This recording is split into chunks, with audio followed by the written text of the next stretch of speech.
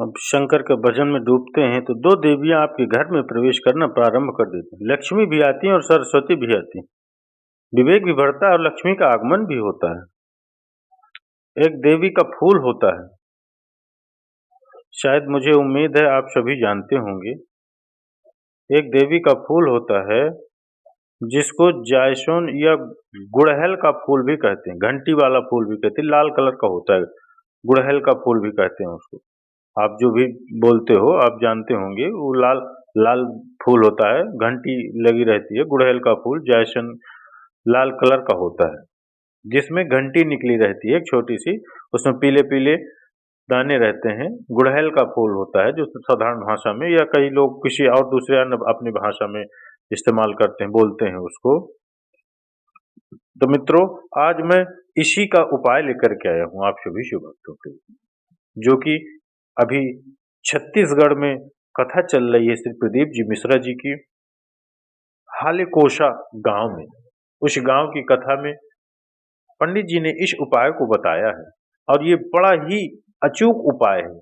कोई भी बच्चा पढ़ाई लिखाई में कमजोर हो, परीक्षा में उत्तीर्ण नहीं हो रहा हो, नौकरी या किसी भी प्रकार की कोई दिक्कत समस्या है, नौकरी धन की पढ़ाई में याददाश्त में, उसका एक रामबाण अचूक उपाय उन्होंने आज की कथा में बताया। तो चलिए मित्रों, जानते हैं उपाय के विषय में, समझते हैं उपाय को।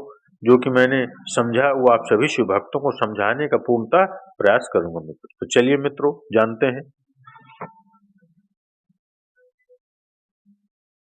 मान लो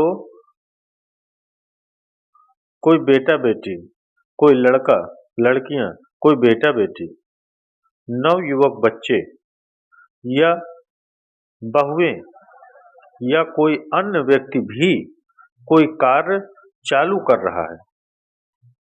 मान लो कोई कार्य आप चालू कर रहे हैं, किसी की तैयारी कर रहे हैं, एजुकेशन के लिए बढ़ रहे हैं, या आपने कोई लक्ष्य बनाया है कि मुझे इस कंपटीशन एग्जाम में बैठना है और उत्तीर्ण भी होना है, और इसमें पास होना बहुत जरूरी है इस कंपटीशन एग्जाम में।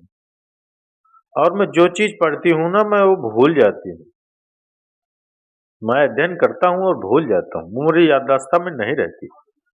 कई माताएं भी ऐसी हैं, 40, 45, 50 साल, 60 साल की हो गई, 60, 70 साल की हो रही हैं, कई बार कह देती है मेरी याददाश्त ठीक नहीं, मैं कोई सामान रखती हूँ और भूल जाती हूँ, मेरी याददाश्त में नहीं रहती। कोई भाई भाई लोग कह देते हैं मेरी याददाश्त में, भूल जाता हूँ मैं। कोई कहकर गया मुझसे बात कर लेना और मैं भूल गया कि वो मुझे उससे बात करनी है, मुझे मेरे मंजिल तक पहुंचना है।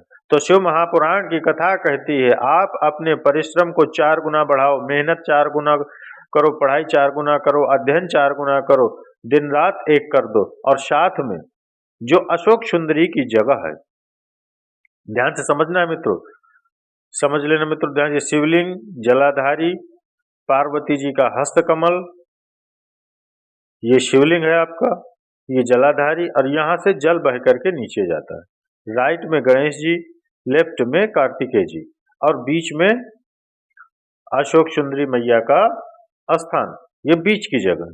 जो घंटी वाला पुष्प है, फूल है, जिसको आप जायसोन बोले, आपके क्षेत्र में गुलहर बोले, देवी जी को चढ़ता है, या गुड़हल बोले, माता रानी का अति प्रिय पुष्प है, बड़ा ही सुंदर प्रिय पुष्प है। तो उसी पुष्प को बेलपत्र की जो डंडी होती है, बेलपत्र की जो डंडी का भाग होता है, उस घंटी का भाग उसी डंडी की ओर होना चाहिए। जैसे फूल की जो अंदर की घंटी निकली हुई है ना, ध्यान से समझ लीजिएगा मित्रों, उसका भाग डंडी की तरफ होना चाहिए। आपकी बेलपत्री पर फूल को इस पर रखना है, उसका भाग जो घंटी का भाग है वो बेलपत्र की डंडी की तरफ होना चाहिए। इस तरह से आपको उस पुष्प को उस बेलपत्र में के ऊपर रखना है मित्रों। ये ध्यान से थोड़ा समझने वाला विषय है, इसको आप ध्यान से समझिएगा मित्रों।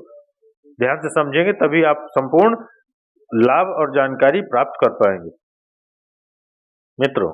इसलिए आपको ध्यान से समझना है, जो ये बेलपत्री है, जो बेलपत्री फूल को, फूल की जो घंटी का भाग है मित्रों, वो बेलपत्र की डंडी की ओर होना चाहिए।